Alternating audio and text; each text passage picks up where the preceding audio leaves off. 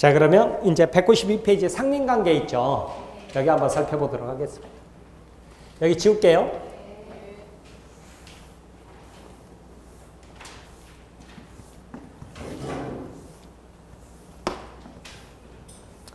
상린관계는요, 한자로 쓰면 서로 상자의 이웃 린자예요. 그래서 무슨 뜻이냐면 이웃 간에는 서로 사이좋게 살아라 그 말이에요. 사이좋게 살아라. 그게 상린관계예요. 법에 규정이 있어도 없어도예요. 없어도 사이좋게 사는 거예요. 아셨죠? 그러니까 어쩌냐면 옆집에서 음식 한다고요. 삼겹살 냄새 풍기죠. 그러면 참아야 돼요? 쫓아가야 돼요? 참으라고요. 참아야 돼요. 아셨죠? 왜? 우리 집 음식 할 때 냄새 풍길 수 있잖아요. 그러니까 사이좋게 살아라 그 말이죠. 그죠? 아셨죠? 옆집 애가 울어요. 참아야 돼요? 쫓아가야 돼요? 참으라 그 말이에요. 아셨죠? 우리 집 애도 울 수 있으니까. 우리 집에 애 없는데 그래도 참아야 돼요? 아셨죠? 그런데 새벽 2시에 울어요. 어때요? 참아야 돼요? 쫓아가야 돼요? 그때는 쫓아가도 괜찮아요. 도저히 참을 수 없는 수준을 넘어갔다. 근데 갈 때요. 가서 얌전하게 공손하게 띵동 해야 돼요? 아니면 칼 들고 쫓아가야 돼요? 공손하게 해야죠. 그 사이좋게 살라고 그랬잖아요. 아셨죠? 층간소음도 마찬가지죠. 그죠? 층간소음도 사람 사는데 또 뭐 소리 나고 있을 수 있죠. 참으라 그 말이죠. 그죠? 근데 이제 도저히 참을 수 없을 만큼이다. 그랬을 때 쫓아가는 거죠. 그죠? 쫓아가는데 칼 들고 쫓아가면 뉴스 나오는 거예요. 모자이크 돼가지고. 그러면 사이좋게 살라고 그랬잖아요. 그죠? 그러니까 그때 이제 너무 좀 심하니까 잠잘 때는 좀 안 그랬으면 좋겠다. 그런 식으로 해야죠. 그죠? 그게 바로 뭐예요? 네? 상린관계에서 지금 말씀드린 저희 밤에는 소리 안 나게 해달라 띵동 했잖아요. 그럴 수 있는 권리 있어요? 없어요? 있다고요. 그게 뭘까요? 물권적 청구권. 그 중에서도 뭐예요? 방해 제거 청구죠. 방해 제거 청구. 그러겠죠? 근데 쫓아가고 있는 동안에 이제 그쳐버렸어요. 그러면 띵동해요? 그냥 내려와요? 그냥 내려오나요? 내려왔더니 또 뛰어요. 그럼 다시 쫓아가는데 그 사이에 또 멈춰버렸어요. 그러면 띵동해요? 그냥 내려와요? 띵동해요? 예, 그래 띵동했어요. 띵동해서 뭐라고 할 거예요? 그렇죠. 그게 뭐예요? 이제 지금 방해 상태는 없어졌죠? 하지만 예방해달라 청구하는 거죠. 아셨죠? 그러니까 물권적 청구를 그렇게 하는 거예요. 이런 내용인데 그런 것들은 시험 안 나와요. 시험 안 나요. 그냥 상식이라고 생각해서. 그리고 이제 상린관계에서 가장 중요한 건 뭐냐면 주의토지 통행권이라는 건데 실제 사례에서도 굉장히 중요한 문제예요. 자, 그래서 한번 봐봅니다.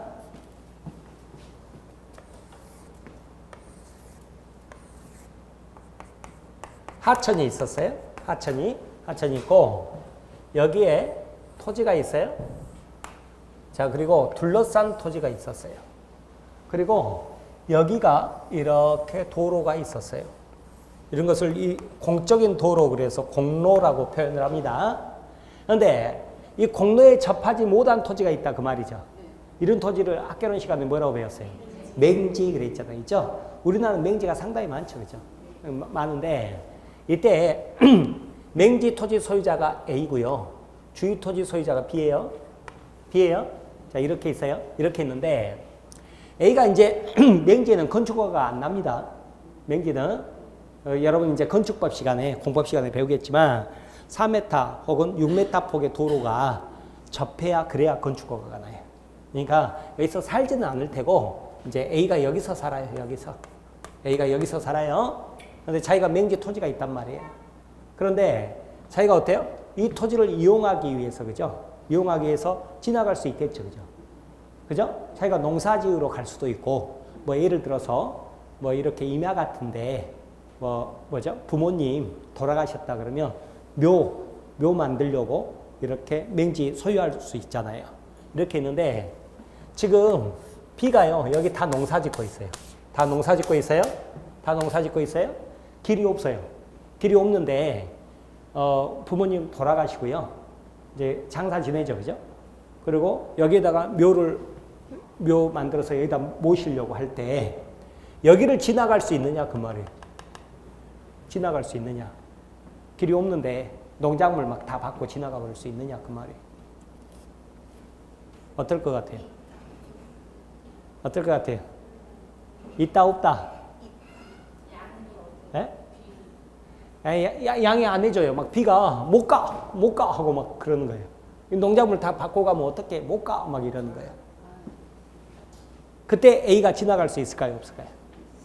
실제 사례에서 이런 일이 있겠어요? 없겠어요? 얼마나 많은데요. 우리나라 맹지가 워낙 많으니까. 예? 없다? 있다. 있습니다. 있으니까 강의하는 거예요. 있습니다. 비가 못 지나게 막아도 지나갈 수 있습니까? 예. 그래도 지나갈 수 있습니다. 못 지나가게 여기다가 막 펜스 쳐버리고 막았대요. 그래도 어때요? 치워버리고 지나갈 수 있습니다.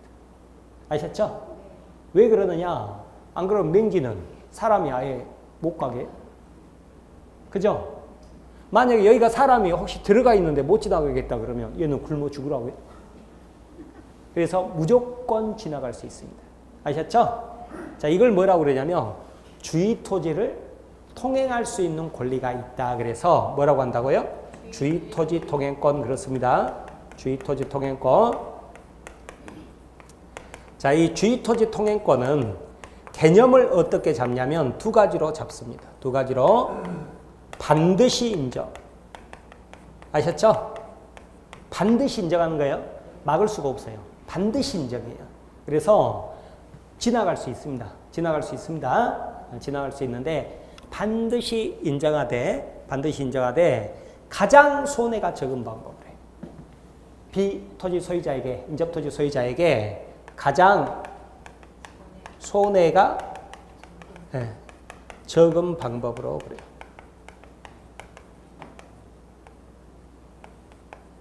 이거 두 가지 하면 끝입니다. 주의토지 통행권. 주의토지 통행권만 백날 판례해가지고 엄청 많이 나오거든요. 근데 그거 다 합쳐보죠. 그럼 결국은 저 두 가지예요. 뭐예요? 첫 번째 뭐라고요? 반드시 인정. 반드시 인정. 그리고 뭐라고요? 가장 손해가 적은 방법 그랬죠? 그리고 이 손해가 발생한 거 있죠? 손해가 발생한 거에 대해서는 어떻게 해줘야 돼요? 보상해야죠. 그죠? 보상해야 되겠죠? 자, 이 말입니다. 그러니까 무슨 말이냐면 자, 지나갈 수 있는 이때 차로 지나가요? 내려서 지나가요?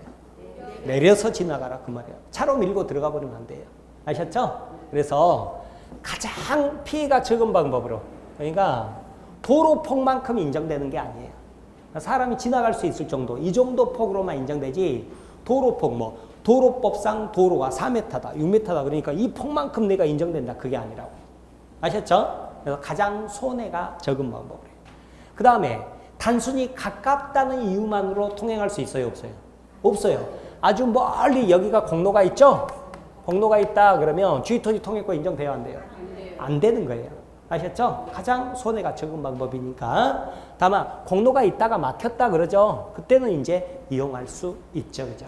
아셨죠? 그리고 주의토지 통행권 이용하는데 길이 아니니까 막 질퍽질퍽 하잖아요. 그러면 가장 손해가 적은 방법으로 사람이 지나갈 수 있어야죠. 근데 지나가기 위해서는 거기다 포장해도 되고 뭐 돌 이렇게 깔 수도 있고 그래도 괜찮다 그 말이에요. 그런데 그렇게 함으로써 어떻게 했어요? 농작물 피해를 줬잖아요. 그거는 어떻게 해라? 보상해라 그 말이에요.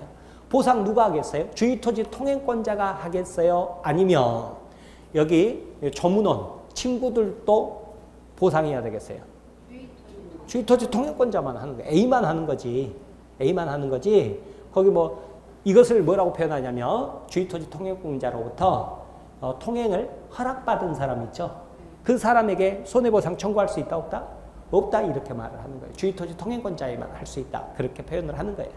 아셨어요? 그래서 이게 결국은 주의토지 통행권 다예요. 다 이렇게 생각하시면 돼요. 이게 주의토지 통행권이에요. 아셨죠? 자, 그런데 자, 여기 봐보세요. 여기가 공로가 있대요. 여기가 공로가. 하천 건너서. 그러니까 A는 여기다 다리를 놓잖아요. 다리 놓으면 어때요? 여기 주유토지 통행하지 않고 일이 출입할 수 있죠? 자, 이럴 수 있을 때 주유토지 통행권 인정될까요? 안 될까요? 인정돼요. 즉, 공로에 접하기 위해서 과다한 비용이 들잖아요. 개인이 다리를 놓을 정도면 돈이 얼마나 많이 들어요. 그러죠? 근데 이때도 주유토지 통행권 인정되지 않는다 그러면 가난한 사람 전부 또 굶어 죽으라는 소리예요. 그러니까 과도한 비용을 들여야만이 공로에 접할 수 있을 때도 주유토지 통행권 인정된다 안 된다? 된다 이렇게 보세요. 아셨죠? 다만 가장 손해가 적은 방법으로니까 꼭 도로법상 도로만큼 허용되는 게 아니라 어떤다고요? 사람이 출입할 수 있을 정도 이렇게 생각을 하시면 됩니다. 이게 주유토지 통행권입니다. 아셨어요? 자, 그런데 이제 봐보세요. 이 주유토지 통행권이라는 것은 이웃 간에는 사이좋게 살아라 그래서 생긴 거라고 그랬죠? 등기할 필요 있다 없다? 없다. 등기 없어도 당연히 인정되는 겁니다. 됐어요? 자, 그런데 이제 여기 봐보세요. 지역권이라는 거 있죠, 지역권. 지역권 있었죠? 지역권 다음 주에 공부한다고 그랬잖아요. 근데 오늘 봅니다, 지역권은. 왜냐하면 주유토지 통행권하고 같이 보는 게 좋아요. 근데 지역권은 뭐냐 그랬더니요. 자, 방금 말씀드린 대로 가장 손해가 적은 방법, 그래서 주유토지 통행권의 폭은요. 차가 못 다닐 만큼 좁아도 상관없다고 그랬죠? 그런데 여러분 이제 공법 시간에 2차 과목 공법 시간에 건축법을 공부를 하게 돼요. 그래서 A가 여기다가 건축 허가를 내려고 그러면 건축 허가 내려고 그러죠? 그러면 맹지에는 건축 허가가 안 나요. 그래서 도로가 있어야 된다고. 도로가 있어야 되는데 이 면적에 따라서요. 4m 폭 도로 혹은 6m 폭 도로가 얼만큼 접해야 그래야 건축 허가가 납니다. 그러면 어때요? A가 여기다가 집을 지으려고 그러면 이 도로로 사용하기 위해서 뭘 해야 돼요? 토지를 빌려야 되겠죠. 그죠? 빌려야 되겠죠? 근데 이 토지를 빌리는 방법이 뭐예요? 아까 말씀드린 대로 지역권으로 빌릴 수도 있고, 뭐 전세권으로 빌릴 수도 있고, 임차권으로 빌릴 수도 있고, 막 그러는 거예요. 그런데 만약에 지역권으로 빌렸어요. 지역권으로. 언제 지역권으로 빌리는데, 계약자의 원칙상 A하고 B가 우리는 지역권으로 하자 그러면 지역권 설정 계약하면 지역권이 되는 거고, 전세권 설정 계약 맺으면 전세권이 되는 거고, 임대차 계약을 맺으면 임차권이 되는 거예요. 근데 이제 지역권으로 하기로 했어요. 지역권으로. 그러면 어떻게 돼요? 먼저 뭘 해야 돼요? 지역권 설정 계약을 해야 되겠죠? 설정 계약을 하고 그 다음에 뭘 해야 돼요? 지역권 설정 등기를 해야 된다. 물권이니까 등기를 했을 때 지역권이 생긴다. 그런 거죠. 아셨죠? 그랬을 때 이제 지역권이 되는 거예요. 지역권이 됩니다. 자, 그러면 자, 지역권에서는 어쩌냐면 지역권에서는 이야기만 오늘 듣는 거예요. 지역권 안 중요해요. 시험에서. 별로 안 중요합니다. 안 중요한데 자, A 소유 토지 있죠? 이 토지가 편익을 제공받는 토지예요? 편익을 제공하는 토지예요? 제공받는 토지죠. 그죠? 제공받는 토지를 뭐라고 그러냐면 요역지라고 그럽니다. 요역지. 그래서 뭔가를 필요로 한다, 요한다 할 때 이 요자예요. 편익을 제공받는 토지를 요역지라고 그래요. 편익을 제공하는 토지를 뭐라고 그러냐면 승역지라고 해요. 승역지. 이것은 받들 승자예요. 받들 승자. 승상할 때 받든다 이 말이에요. 받든다. 그래서 요역지가 있고 승역지가 있는 거예요. 이 지역권에는 요역지가 있고 승역지가 있다고요. 승역지가. 그러면 지역권 등기 있죠. 지역권 등기. 지역권 등기는 어느 등기부에다 하느냐 그 말이에요. 요역지 등기부에 하느냐 승역지 등기부에 하느냐 그랬더니 통로가 어디가 있어요? 승역지에 있잖아요. 승역지에 있죠. 그러니까 이 등기는 어디다 가냐면 승역지 등기부에 합니다. 승역지 토지 등기부에 지역권 설정 등기를 하는 거예요. 그러면 등기관이 요역지 등기부 꺼내가지고 여기다가 또 대강을 기재를 해줍니다. 이게 바로 지역권입니다. 아셨죠? 지역권 개념이 잘 안 오잖아요. 그러니까 이렇게 연결시켜서 생각을 하시라고요. 연결시켜서 이 주유토지 통행권하고 비교해서 보는 거예요. 비교해서 지역권 설정 듣기는 아셨습니까? 네, 이렇게 보시고 그 다음에 한 가지만 더 말씀드리면 이것은 이제 여러분 등기법 시간에 배우겠습니다만 뭘 잊지 마시냐면 지역권이라고 그랬죠. 지역권. 땅 지자를 씁니다. 지역권이지 인요권이 아니다. 이것을 하나 기억을 하세요. 뭐라고요? 인요권이 아니라 지역권이라고요. 뭔 말이냐면 사람에게 따라가는 권리가 아니라 땅에 따라가는 권리예요. 그래서 다른 모든 물권은 사람에게 따라가요. 사람에게 따라가니까 등기부를 보면 소유자 나와요, 안 나와요? 나와요. 전세권자 나와요, 안 나와요? 나와요. 지상권자 나오고 저당권자 나오고 다 나옵니다. 근데 지역권 등기 있죠. 지역권 등기. 지역권 등기부를 보면 지역권자가 나와요, 안 나와요? 안 나오는 거예요. 지역권자가 안 나와요. 왜요? 인요권이 아니라 지역권이니까. 땅에 따라가요. 땅에. 그러면 누가 지역권자인데요? 그랬더니 정해진 게 아니에요. 그냥 요역지를 사용하는 사람이 지역권자인 거예요. 소유자가 사용할 수 있죠. 그러면 그 소유자가 뭐예요? 지역권자가 되는 거고 요역지를 빌려줄 수 있잖아요. 그러면 여기가 전세권자 있을 수 있고 임차권자 있을 수 있죠. 그럼 전세권자, 임차권자가 뭐예요? 지역권자가 되는 거예요. 요역지 팔죠? 팔죠? 그럼 따로 지역권자가 바뀌었다고 등기할 필요가 없어요. 그냥 그 토지를 산 사람이 있죠. 산 사람이 사용하고 있죠. 그럼 그 사람이 뭐예요? 지역권자가 되는 거예요. 그렇기 때문에 지역권은요. 등기부를 봐도 지역권자라고 나와야 안 나와요? 안 나오는 거예요. 예, 그것을 어떻게 기억한다? 인요권이 아니라 지역권 이렇게 알아두세요. 사람에게 따라가는 권리가 아니에요. 예, 그렇게 하나 기억하시기 바랍니다. 이러면 다예요, 다. 쉽다. 그리고 이제 이거 가지고 이제 조금 막 더 이렇게 깊이 들어가는 거예요. 깊이 들어가는 거예요. 깊이 들어가면 지금 봐보세요. 승역지에서 지역권 있죠. 지역권에서 승역지라는 것은 1필터지 전부여야 돼요? 일부일 수 있어요? 일부일 수 있잖아요. 일부일 수 있죠? 근데 요역지는 어때요? 요역지는? 일부다 그러면 야 일부는 통로 이용하는데 일부는 통로 이용 못한다? 말도 안 되잖아요. 그러니까 나중에 이제 가면 지금 하는 거 아니라고 그랬어요. 그냥 지금 하면 큰일 날 거예요. 하면 승역지도 그냥 보니까 어때요? 전부일 수도 있고 전부면 전부 다 통로 이용할 거 아니에요? 일부일 수도 있구나 이렇게 할 수 있잖아요. 근데 요역지는 어때요? 요역지는 전부여야지 일부일 수 없다 이런 식으로 보는 거죠. 이런 식으로 아셨죠? 그리고 또 가면 여기가 두 필지 토지일 수도 있겠죠. 그러겠죠. 그러면 여기도 승역지, 여기도 승역지 이렇게 될 거 아니에요. 그죠? 그러면 아까 지역권 등기를 어디다가 한다고 그랬어요? 승역지 한다고 그랬죠. 그러면 이 등기부에도 지역권 설정이 돼 있어야죠. 등기가 두 번 돼 있어야 된다. 아셨죠? 그러니까 승역지는 이렇게 두 필지일 수 있죠. 그러면 승역지 등기가 두 개 되겠죠? 이렇게 되는 거잖아요. 따라서 요역지하고 승역지는 반드시 인접해야 됩니까? 딱 인접할 필요가 없잖아요. 이런 것들 나중에 공부하는 거예요. 지금 한다는 게 아니라. 그러니까 그지 차이점을 보면 주유토지 통행권 같은 경우는 주유토지잖아요. 인접하는 토지끼리 그러죠. 상민관계가.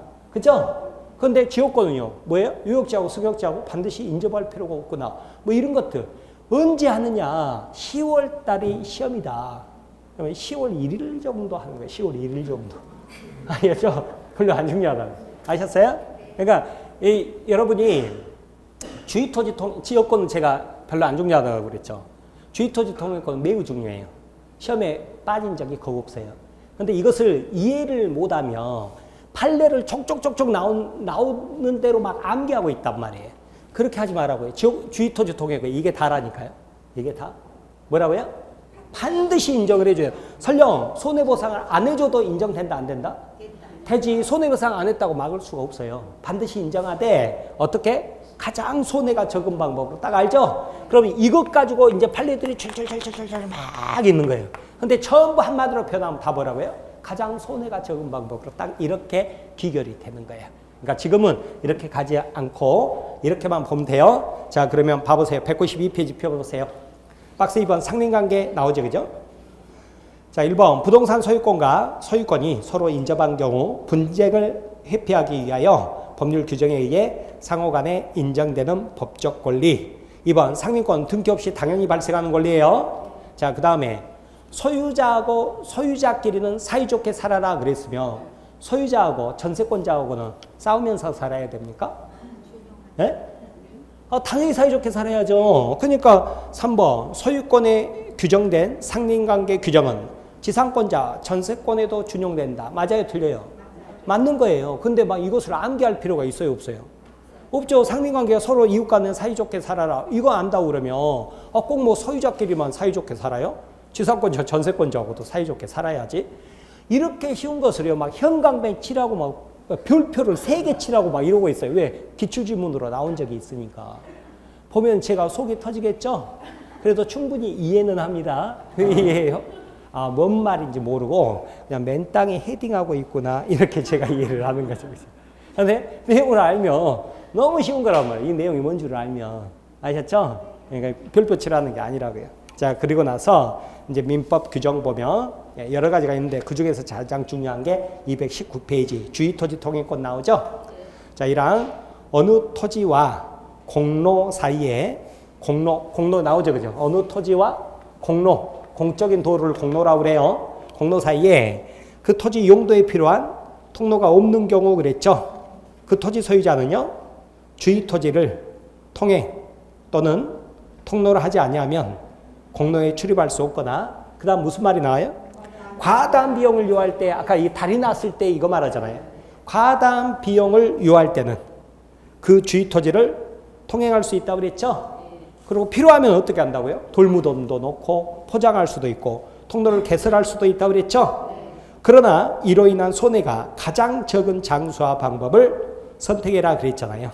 이왕 전항의 통행권, 주의토지 통행권자는 통행지 소유자의 뭘 하라고요? 손해를 보상해라 그랬잖아요. 아셨죠? 자, 이렇게 보시기 바랍니다. 237초는 뭐 나와 있으니까 한번 읽어보죠. 인접하여 토지를 소유한 자는 공동비용으로 통상 경계표나 담을 설치할 수 있다 그랬죠? 자, 여기 봐보시면, 봐보세요. 자, 여기는 A 소유 토지고 여기는 B 소유 토지예요. B 소유 토지가 훨씬 높죠. 자, 그런데 담을 설치하려고 그래요. 담 설치하려고 그럴 때 비용 부담을 어떻게 하느냐 그 말이에요. B가 더 많이 내요? 아니요, 절반씩이겠죠. 왜? 면하는 것은 똑같으니까. 면적이 얼마나 되든지 간에 서로 면하는 건 똑같잖아요. 그러니까 절반씩 부담해야 된다. 절반씩 부담하니까 이 담은 뭐예요? 공유로 추정한다. 그런 말이 나오는 거죠. 공동소유, 공유로 추정한다. 그렇게 되는 거예요. 그래서 1번, 인접하여 토지를 소유한 자는 공동비용으로 통상의 경계표나 담을 설치할 수 있다. 이왕 전항의 비용은 쌍방이 절반 부담 그랬죠? 그러나 측량 비용은 어때요? 측량 비용은? 예, 더 뭐예요? 넓은 쪽에서 많이 내야 돼요. 측량 비용은 토지 면적에 비례해서 부담한다. 그러는 거예요. 아셨죠? 자, 그렇게 보시기 바랍니다. 뭐 사망은 볼 필요 없고요. 자, 이렇게 보시고 그러고 나서 어디로 넘어오시냐면 198페이지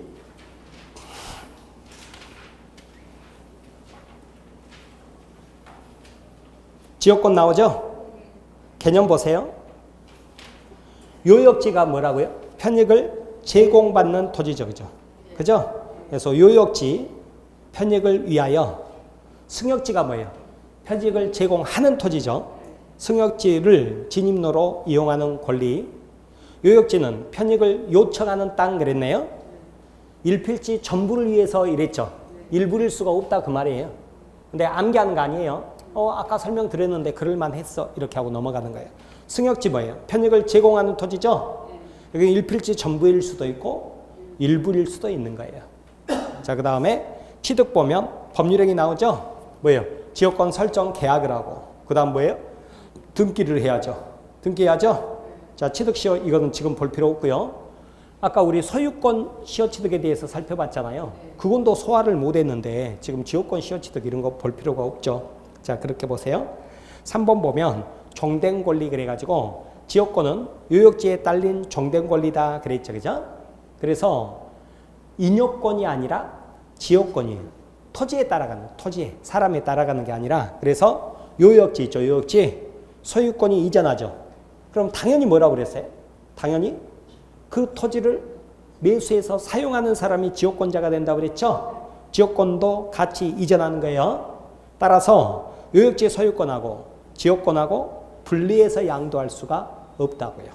자, 그렇게 보시고, 자, 이 지역권이나 주의토지 통행권이 있잖아요. 둘 다예요.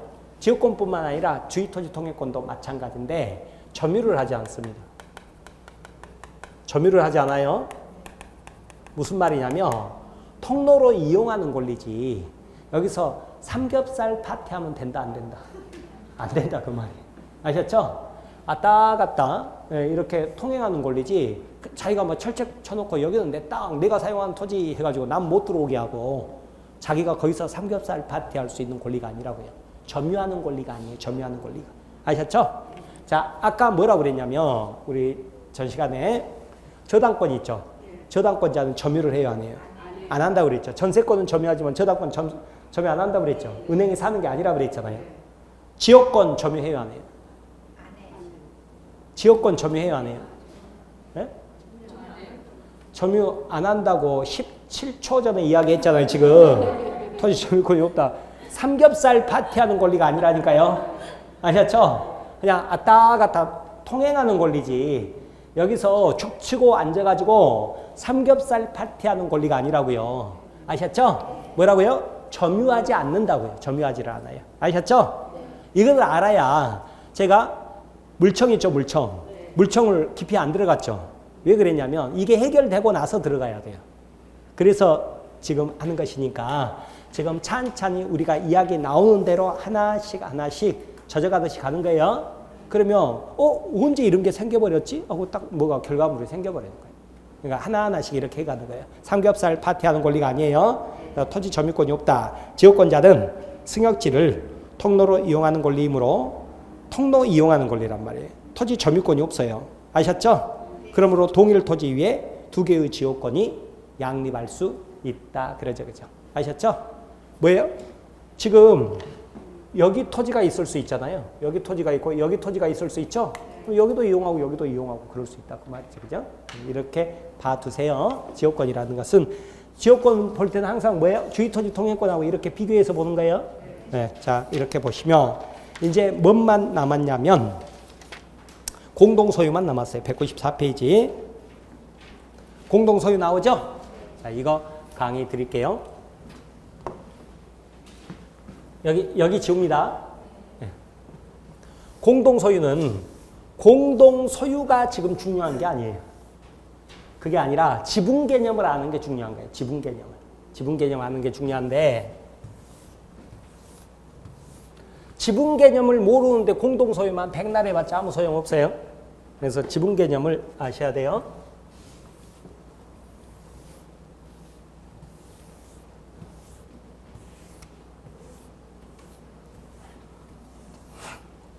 자, 지금부터 강의 드린 내용도 시험에서 단 한 번도 빠진 적이 없는 개념입니다. 그래서 공동소유로 들어가기 전에 여러분이 먼저 아셔야 될 개념인데 그게 뭐냐면 부동산 일부라는 거하고요. 부동산 일부, 그 다음에 권리의 일부라는 거예요. 그게 그거 같죠? 그거 구분하려고 공부하는 거예요, 지금. 뭐라고요? 부동산 일부하고 권리의 일부, 이걸 구분을 하려고 하는 거예요. 자, 보면 뭐냐면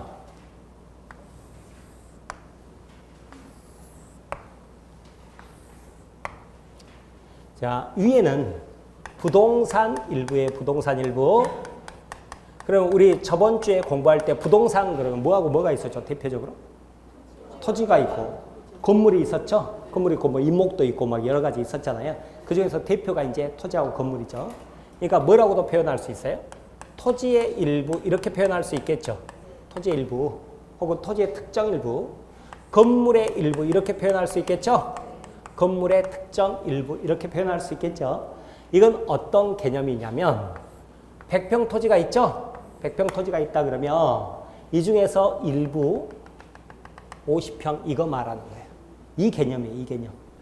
아셨죠? 부동산 일부, 토지 일부, 건물 일부. 건물의 일부 그러면 방 한 칸. 이런 개념이라고요. 자, 근데 이것과 구분해 가지고 뭐가 있냐면 소유권 일부, 그 다음에 권리의 일부, 혹은 지분이나 지분의 일부, 이렇게도 표현을 해요. 지분 개념이에요. 지분 개념이에요. 이건 무슨 말이냐면 일필지 토지가 있는데요. 갑하고 을하고 지분이 2분의 1씩이다 이러죠. 그럼 이 말은 뭔 말이냐면 반쪽에서 2분의 1씩이다 이 뜻이 아니에요. 이 뜻이 아니라 일필지 토지를 100만 조각, 1000만 조각 쪼갰을 때 조각마다 2분의 1씩이다 이 뜻이에요. 개념이 완전히 달라요. 자, 그래서 여러분 요즘 그 아파트 같은 경우 부부 공동 명의로 많이 하죠. 그죠? 그게 바로 지분으로 취득하는 거예요. 남편하고 부인하고 2분의 1씩이다 이 뜻, 이렇게 등기를 하거든요. 그게 무슨 개념이냐면 이 개념이 아니라 이 개념이라고 해요. 그러니까 아파트 반쪽에서 반씩 가졌다 그 말이 아니에요. 안방도 2분의 1씩, 거실도 2분의 1씩, 화장실도 2분의 1씩 이런 뜻이라고 해요. 이런 뜻. 개념 자체가 완전히 달라요. 아셨어요? 네. 자, 그러면 이것 때문에 자, 결론이 달라져요. 시험 문제에서 이걸 물어봤는지를 구분하지 못해버리면 결론이 달라져 버리겠죠? 그러니까 질문을 이해하려면 영어를 정확히 하셔야 된다고. 아셔야 돼요? 자, 그런데 이것은 어떻게 아시냐면 봐보세요. 부동산, 토지, 건물 손으로 만져줘야 안 만져져요? 만져지죠. 건물 이렇게 토지, 부동산 내가 손으로 만져지는 거죠. 만져지는 거. 개념이 만져진다예요. 자, 아래 보세요. 소유권, 권리, 지분 손으로 만져줘야 안 만져져요? 안 만져지는 개념이라고 해요. 유치하지만 이렇게 개념을 잡으세요. 아셨죠? 그래서 여러분 제가 문제풀이 하면서도 이거 손으로 만져줘야 안 만져져요? 헷갈리니까 여러분들이 많이 헷갈려요. 그러니까 만져줘야 안 만져져요? 이렇게 또 많이 물어볼 거예요. 만져진다 그러면 머릿속으로 이 개념이다. 이것을 처음부터 딱 확실히 잡아야 돼요. 아셨죠? 지금은 이런 게 중요하단 말이에요. 이런 게. 자, 여기 보세요. 손으로 안 만져지죠? 어떤 개념? 이 개념이라고. 이 개념. 이 개념이다. 이렇게 딱 잡는 거예요. 아셨죠? 그러고 나면 이제 이것은 여러분한테 오늘 맛배기로만 보여드리는 거예요. 암기하라는 게 아니에요. 한번 이야기만 들어보는 거예요. 이야기만 들어보는 건데 여러분이 아직 등기법을 안 했으니까 그래서 그런데 건물 같은 거 신축하잖아요. 건물 같은 거 신축하죠. 그러면 건물 신축하면 언제 소유권 취득하는 줄 아세요? 건물 신축하고 맨 처음에 하는 등기를 소유권 보존 등기라고 합니다. 보존 등기.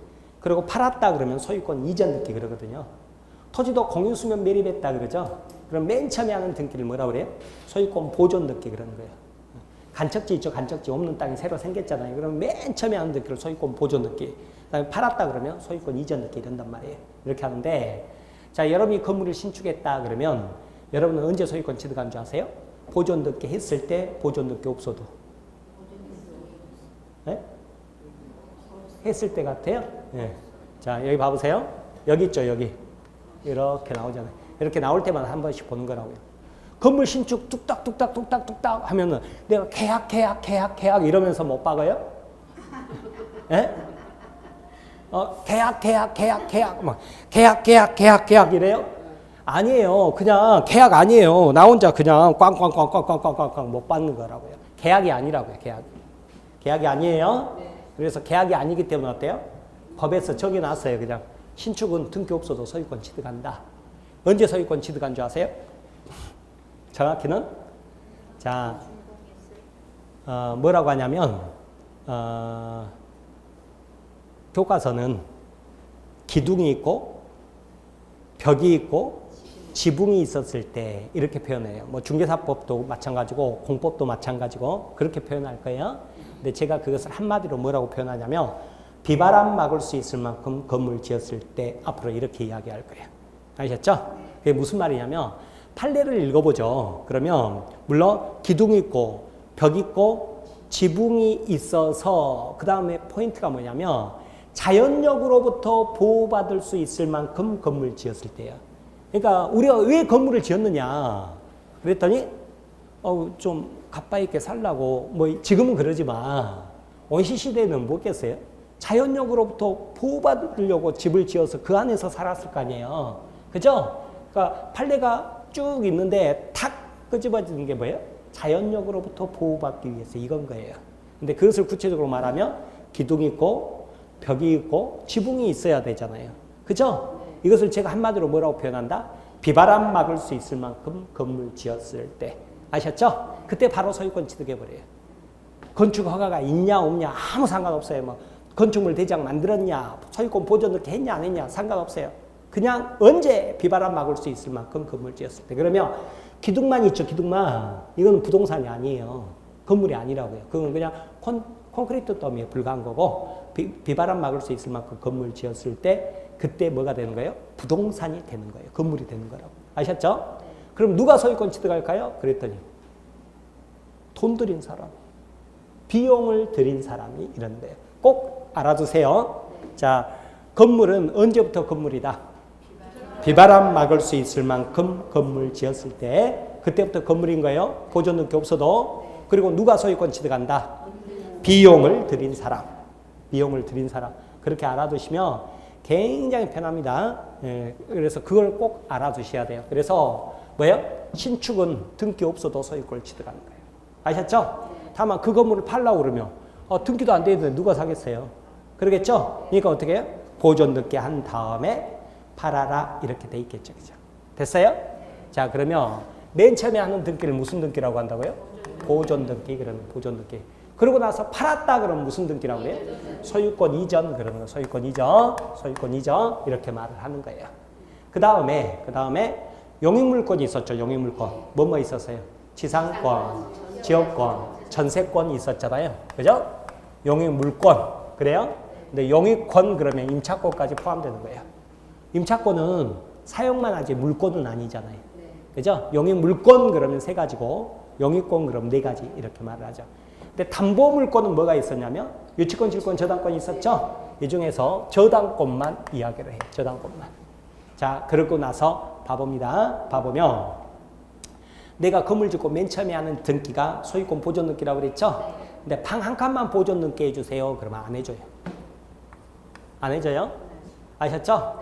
자, 그 다음에 내가 건물이 있죠. 건물이 있는데 건물 중에서 방 한 칸만 팔 테니까 소유권 이전 등기 해주세요. 그러면 안 해줘요. 안 해줘요? 근데 방 한 칸만 전세권 설정 돼요? 안 돼요? 세내주잖아요. 가능한 거예요. 가능해요? 방 한 칸만 담보물로 제공하고 돈 빌릴게요. 안 해줘요.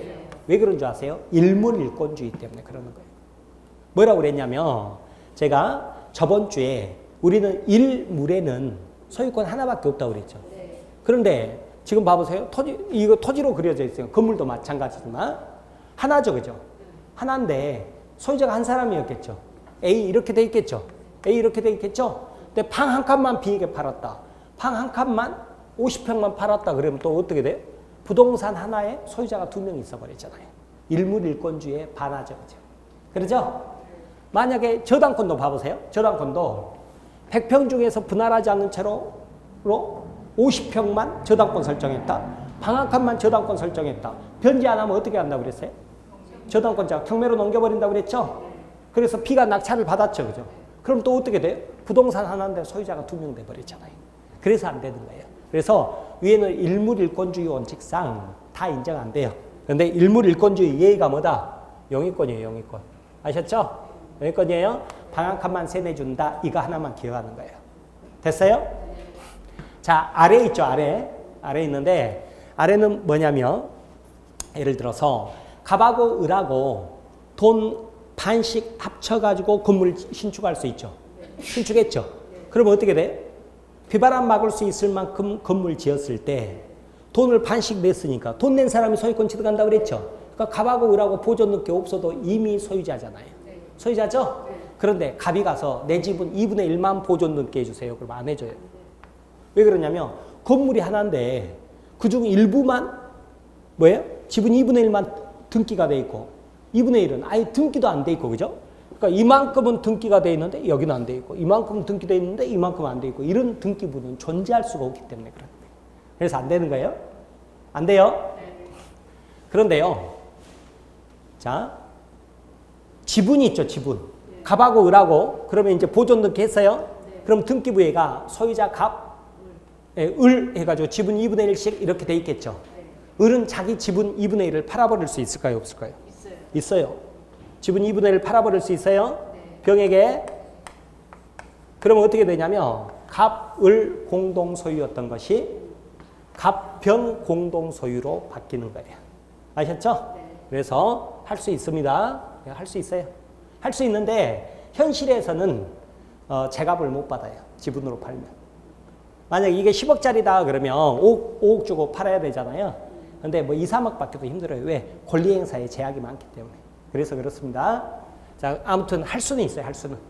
자, 그 다음에 지분 2분의 1에 대해서만 전세권 같은 거 설정할 수 있을까요? 없을까요? 없어요. 없어요. 자, 왜 그러냐면 봐보세요. 아파트인데 부부가 갑 2분의 1, 을 2분의 1로 등기하고 공동 소유를 하고 있었어요. 그런데 이것을 이제 전세권으로 등기를 해주려고 그래요. 그래서 부인이 남편한테 우리 이거 등기를 해줘야 돼. 전세권으로 등기해줘야 돼. 그랬더니 갑이 아니 왜 남들은 다 등기 안 해주고 세내주던데 우리만 뭐 등기를 해주자고 그래. 난 못 해줘. 해서 아니 사정이 있어. 그래도 뭐 둘이 부부싸움을 했어요. 투닥. 이렇게 해서 을이 열받아서 뭐라고 그러냐면 다 필요 없어. 그러면 당신은 나도 내 지분에만 전세권을 설정해 줄게. A에게 전세권을 2분의 1만 설정해 줄게. 이랬다고 생각을 해보세요. 자, 전세권은 사용하는 권리죠. 사용하는 권리인데 2분의 1만 전세권이죠. 그러면 이제 어떻게 해야 돼요? 안방도 2분의 1만 사용하고 거실도 2분의 1만 사용하고 화장실도 2분의 1만 사용해야 돼요. 근데 이게 사용한다 그러면 말로만 2분의 1이지 실질적으로는 어때요?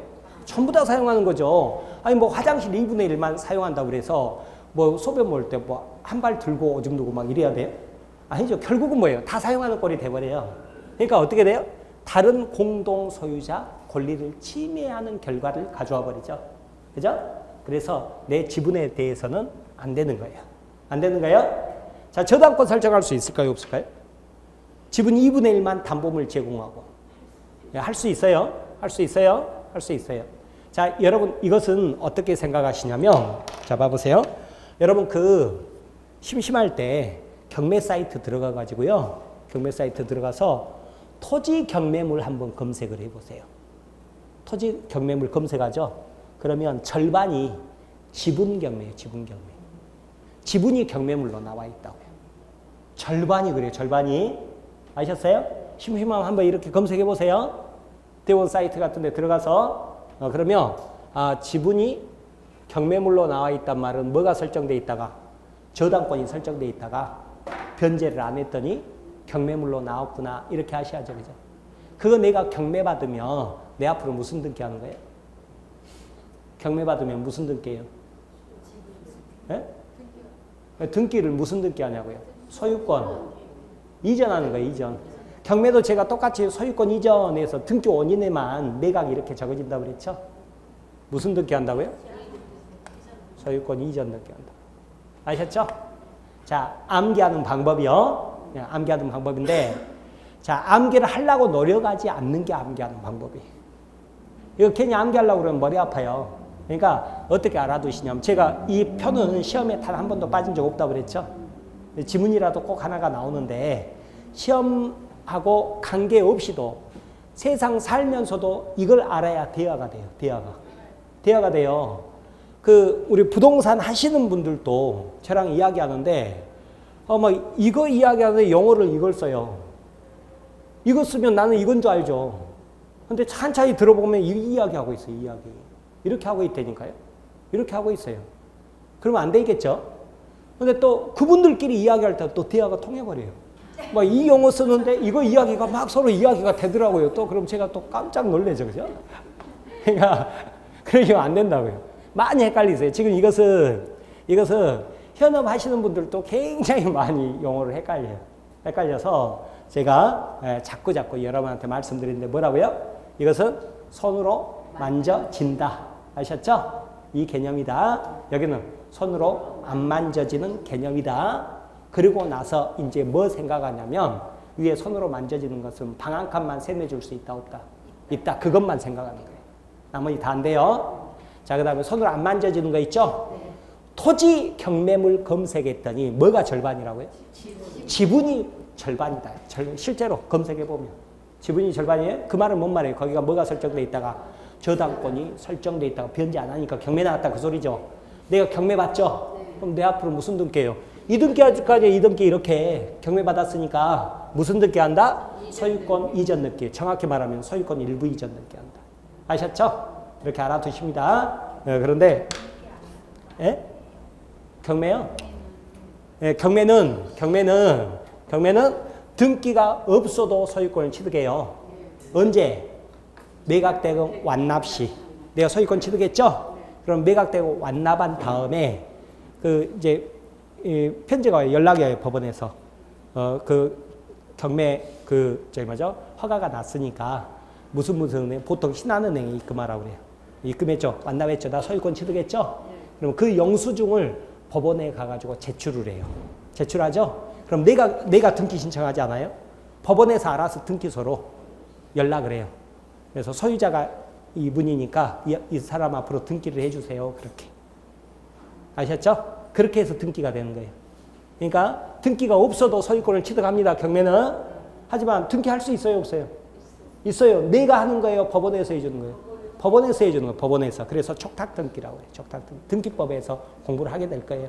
아셨죠? 그래서 내가 경매 받았죠? 지분 나온 거 경매 받았죠? 그럼 내 앞으로 무슨 등기가 된다고요?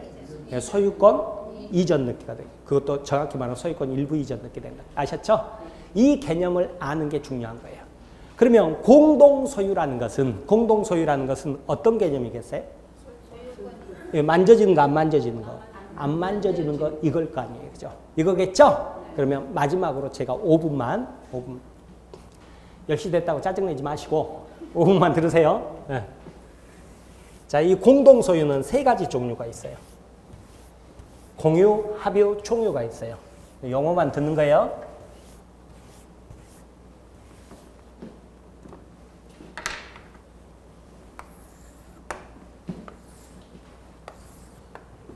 공동소유는요, 공유가 있고, 그 다음에 합유가 있고, 그 다음에 총유가 있어요. 이제 여러분한테 낯설은 용어잖아요. 낯설은 용어인데, 대부분은 뭐냐면, 90%가 다 공유예요, 공유인데, 등기부를 보죠. 자, 이것을 어떻게 구분하느냐 그랬더니 등기부를 보는 거예요, 등기부. 등기부를 보면 어떻게 나와 있냐면, 여러분 이제 등기법 시간에 공부를 하겠습니다만, 예를 들어서 소유자가 A예요. A였는데 갑하고 을하고 매수했어요. 매수했죠? 매수를 했는데 자, 서로 간에 아는 사람이었을 거 아니에요. 아는 사람이었겠죠? 아는 사람이니까 예를 들어서 가족끼리 친구끼리 그러죠. 친구끼리 돈 합쳐가지고 부동산을 사는 거라고요. 여기도 마찬가지예요. 가족끼리 친구끼리 돈 합쳐가지고 사는 거예요? 사는 건데 이때 갑하고 을하고 돈 반씩 합쳐서 사는 거예요? 근데 우리 공유로 해주세요. 그럼 공유로 해주고요. 합의로 해주세요. 그럼 합의로 해주는 거예요. 그러면 공유로 했으면 등기부가 어떻게 나타나냐면 2번에서 소유권 이전 그 다음에 여기가 소유자라고 안 나오고 공유자라고 나와요. 공유자 이렇게 나와요. 그래서 A하고 갑하고 을 이렇게 나오죠. 그죠? 이렇게 나오는데 여기는 반드시 지분이 기재가 되어 있어요. 2분의 1씩 이렇게 지분이 기재가 되어 있어요. 그러면 이건 공유자인 줄 알 수 있겠죠. 근데 만약에 합의를 해주세요. 그러면 합의 등기 해주죠. 그럼 어떻게 되냐면 여기가 2번 소유권 이전 이렇게 해가지고요.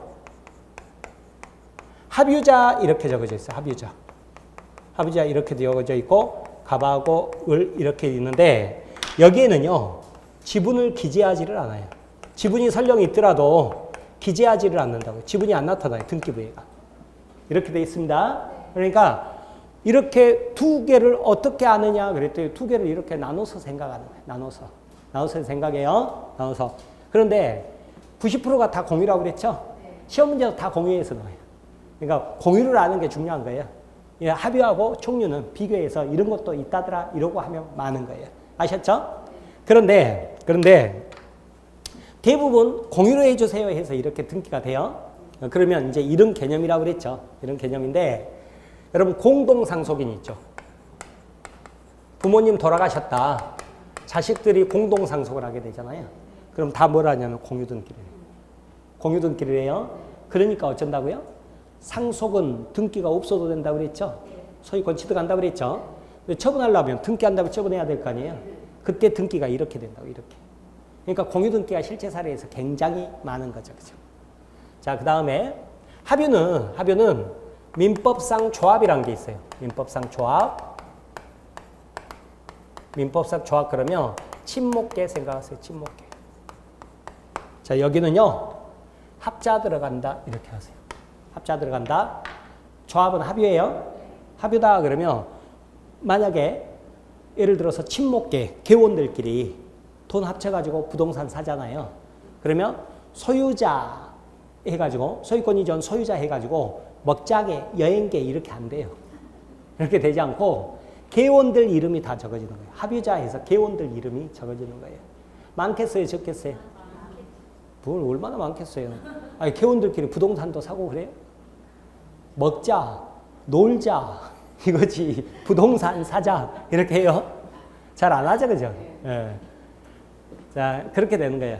그렇게 되고 뭐 공동사업을 한다 이런 것도 이제 조합이라고 그래요. 조합이라고 그러는데 아무튼 많지는 않아요. 대부분 다 뭐라고요?